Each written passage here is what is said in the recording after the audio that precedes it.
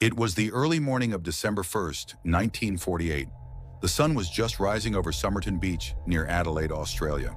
The waves were calm, the air was cool, and everything seemed peaceful. But that peace was soon broken. A man was found lying on the sand, legs crossed neatly, head resting against the seawall, as if he had simply fallen asleep. He wore a clean brown suit, polished shoes, and a quiet expression on his face. But he wasn't asleep. He was dead. There were no signs of a fight, no wounds, no blood. Just a man perfectly dressed, mysteriously lifeless by the sea. Police arrived quickly and began searching for answers. Who was this man? How did he die? There were no ID cards, no wallet, and nothing that could tell them his name. In his pockets, they only found a few strange things. A half-smoked cigarette, a used comb, and a train ticket to Henley Beach that had already been used. And one more, a bus ticket to Glenelg that had never been used. Even stranger, every label and tag had been cut out from his clothes. No brand, no name, no clue. It was as if someone had carefully erased his identity, or maybe he erased it himself.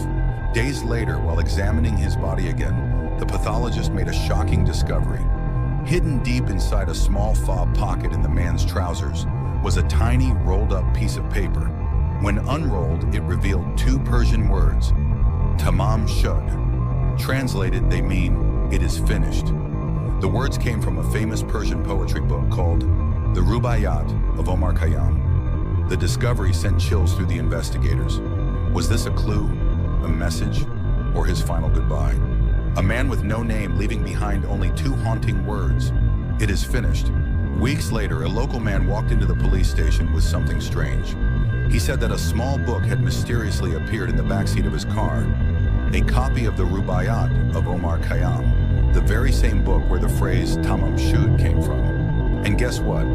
The final page of the book was torn, the exact spot where those words should have been. Inside the back cover, detectives found a series of letters written faintly in pencil, a code. Random letters, strange groupings, no clear meaning. It looked like something out of a spy story. Now the mystery had deepened. Not just a dead man, but a hidden message, a secret code, and a book of ancient poetry. The strange letters from the book were studied by experts from around the world, including military code breakers who had cracked secret messages during World War II. Everyone tried to solve it. Was it a love note? A secret message between spies? A personal diary? But no one could break the code. The letters seemed random, but they felt too deliberate to be meaningless. Every expert who looked at it agreed on one thing. This was not a coincidence. Someone had gone to great lengths to hide the truth. When doctors performed the autopsy, things became even more confusing. His heart and liver were badly damaged, but there were no signs of injury. No poison could be found in his system, not even under microscopic testing. The pathologist, puzzled, quietly said, "It's as if he was killed by something we can't detect." A perfectly clean death with no clear cause, no struggle, no pain visible on his face. Almost as if he simply stopped living. Then came a surprising lead. The mysterious book had once belonged to a young nurse named Jessica Thompson, who lived only a few blocks from the beach. When detectives visited her home and showed her a plaster bust of the dead man's face, her reaction shocked everyone. She turned pale, gasped, and looked ready to faint. But when asked if she knew him, she refused to answer. "I don't want to talk about it," she whispered. And that was all she ever said. Who was she protecting? Herself, or the man who had died? Rumors spread fast.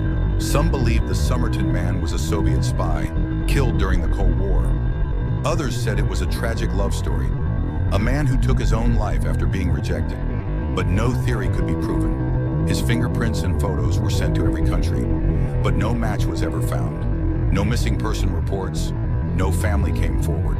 It was as if the man had never existed. Just a body, a book, and a mystery that refused to die. For decades, the case remained unsolved, one of Australia's greatest mysteries. Then in recent years, DNA testing offered a possible answer. Scientists compared genetic samples from the preserved body and found a match. The Somerton Man might have been Carl Webb, an electrical engineer from Melbourne who disappeared around that time. It solved one question, his name. But the bigger question still remains. Why was he there? What brought him to that beach? And what message was he trying to leave behind with the words Tamam Shud? More than 70 years have passed, yet the Somerton Man's mystery still haunts Australia. Even with modern science, we may never know the full story. Was he a spy, a lover, a victim, or something else entirely? On that quiet beach, where the waves still whisper, his story remains unfinished. And maybe that's what makes it unforgettable. Tamam Shud, it is finished, or perhaps it never truly began.